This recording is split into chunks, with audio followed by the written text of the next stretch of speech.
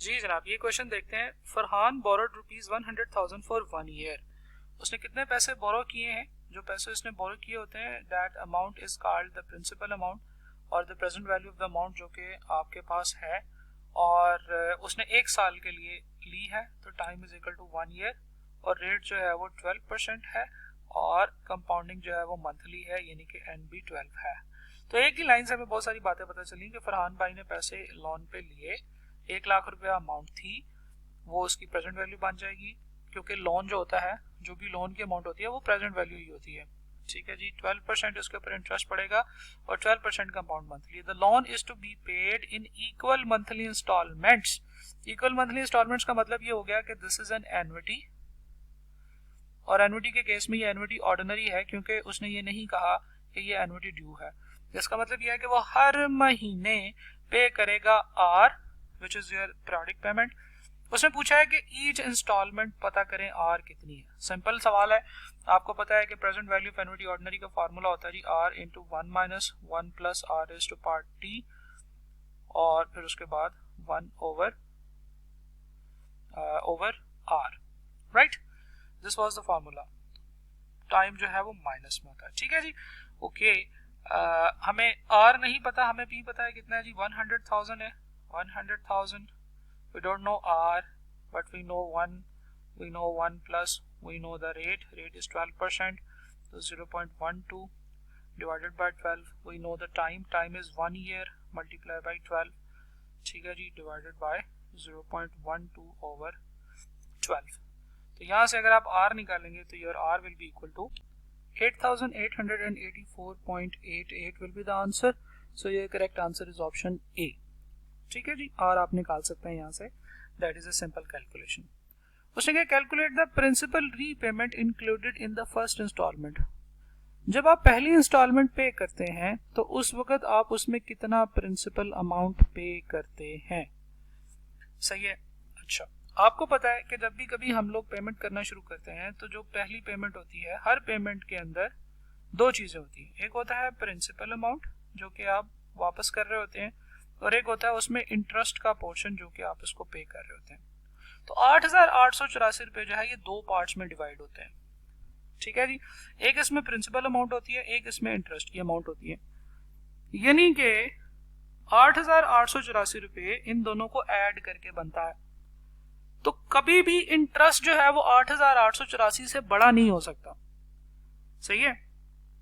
मुझे इस क्वेश्चन को देख के बड़ा मजा आया, क्योंकि इसमें उसने जो ऑप्शंस दी हुई हैं वो कुछ ऐसे हैं कि ऑप्शन ए है 8,885, तो पहली जो पेमेंट होती है उसमें हमेशा जो है वो सारा का सारा 100% इंटरेस्ट थोड़ी होता है, उसमें कुछ इंटरेस्ट होता है, कुछ प्रिंसिपल होती है। तो ऑप्शन ए, अगर मैं कहूँ कि ये सारा का सारा जो आपने पे किया this was a principal payment, तो ये बात ठीक नहीं है। सिमिलरली जो प्रिंसिपल पेमेंट है वो हम 8,884 रुपए की देंगे तो 9,882 रुपए थोड़ी पेमेंट हो जाएगी, तो ये भी करेक्ट आंसर नहीं है, क्योंकि ये 8,882 से 84 से बड़ा है। अब ऑप्शन बी और सी के दरमियान में मुकाबला है। देखिए, जब भी आप पेमेंट करते हैं, जैसे फॉर एग्जांपल आपने पेमेंट पहली की होगी 1 महीने के बाद, तो उसमें प्रिंसिपल के ऊपर 1 महीने का इंटरेस्ट लग चुका होगा। तो अगर आपको याद हो तो हम लोगों ने लोन रीपेमेंट स्केड्यूल पढ़ा था, हम लोगों ने कहा था कि लोन की रीपेमेंट कैसे होती है। लेट्स सपोज कि 100,000 का लोन है, फर्स्ट मंथ की हम बात करें तो ओपनिंग जो लोन है दैट इज 100,000। सही है जी, और उसके ऊपर क्या लगा होगा, उसके ऊपर इंटरेस्ट लगा होगा। इंटरेस्ट किस रेट से लगा होगा जी, इंटरेस्ट लगा होगा 1 महीने का, 1 मंथ का इंटरेस्ट। तो जो 1 मंथ का इंटरेस्ट है वो कैसे आप कैलकुलेट कर सकते हैं, सिंपल, बिल्कुल वैसे ही जैसे हम कंपाउंड इंटरेस्ट के केस में इंटरेस्ट फाइंड आउट करते हैं। So the interest is I is equal to P into 1 plus R raise to power T minus 1। ठीक है जी, तो R over N T into N. गौर से देखिएगा जरा, अब होने क्या लगा। जो प्रिंसिपल है that is 100,000, 1 plus what is the rate 12%, और n 12 है। जो टाइम है आपके पास दैट इज 1 ओवर 12। आपने कितनी देर का इंटरेस्ट फाइंड करना है, 1 महीने का। तो 1 महीने का टाइम पीरियड कितना होता है जी, 1 ओवर 12 उसका फैक्टर बनता है। ठीक है जी, तो टाइम जो हो गया वो तो हो गया 1 ओवर 12, और इसके साथ आपने n मल्टीप्लाई करना होता है, तो n है जी 12 और इसके साथ -1। तो कहने का मतलब ये है कि 100,000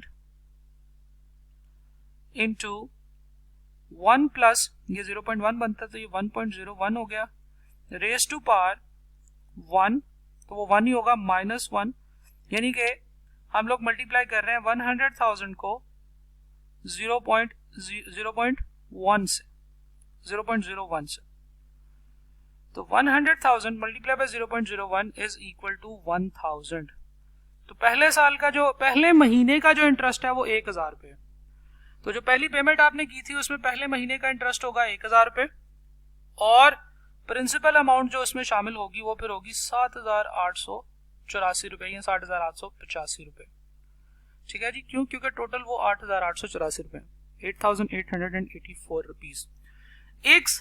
पहले एक महीने का इंटरेस्ट हम लोगों ने निकाल लिया कंपाउंड इंटरेस्ट के फॉर्मूले से, और जो प्रिंसिपल हम लोगों ने पे अप कर दिया है वो 7,885 रुपीज जो है वो हम लोगों ने वापस कर दिया। Correct answer is option B.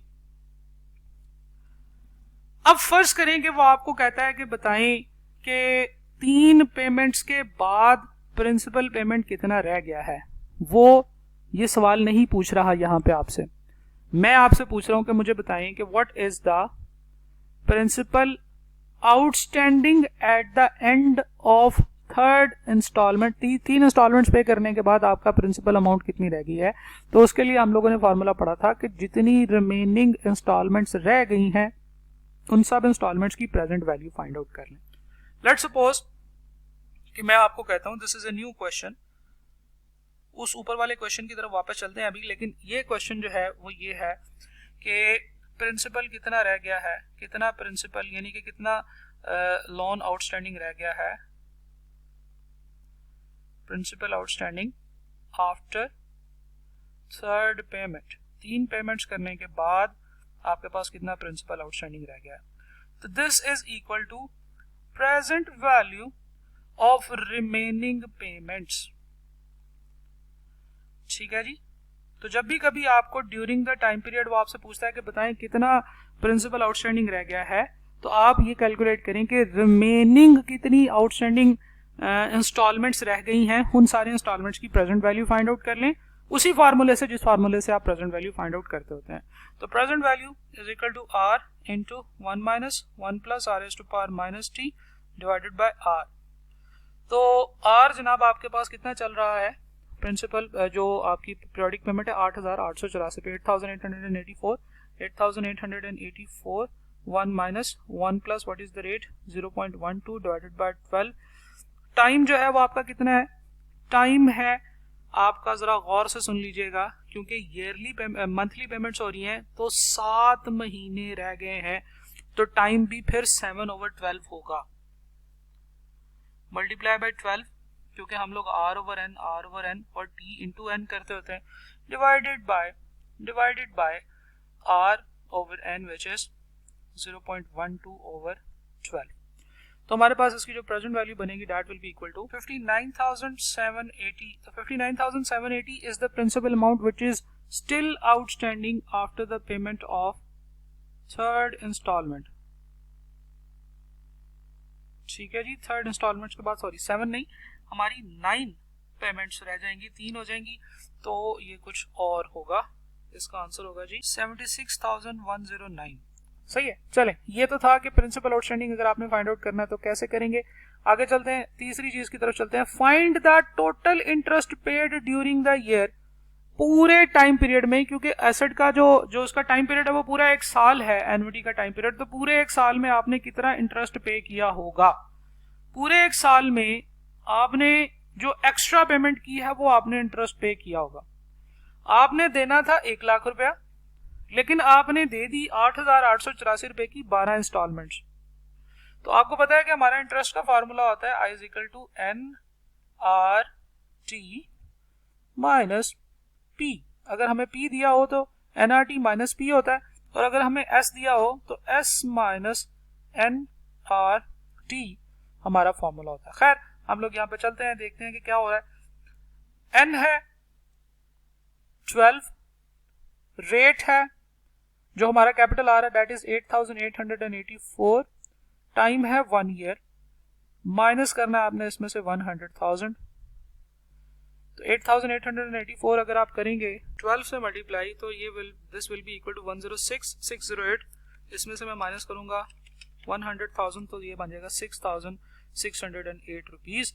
सो सबसे जो नजदीकी है वो है जी 6,620। Your correct answer is option C, right. So this was the calculation. इसमें हमने 4 डिफरेंट चीजें लिखी हैं एन्युटी की। 2 तो आपके लिए इजी थी, लेकिन बाकी 2 जो है वो थोड़ी डिफिकल्ट थी, तो बहरहाल हमने इसमें सारी चीजें डिस्कस की हैं। अब इस तरह का कोई भी सवाल हो तो आप उसे सॉल्व कर सकते हैं। Thank you.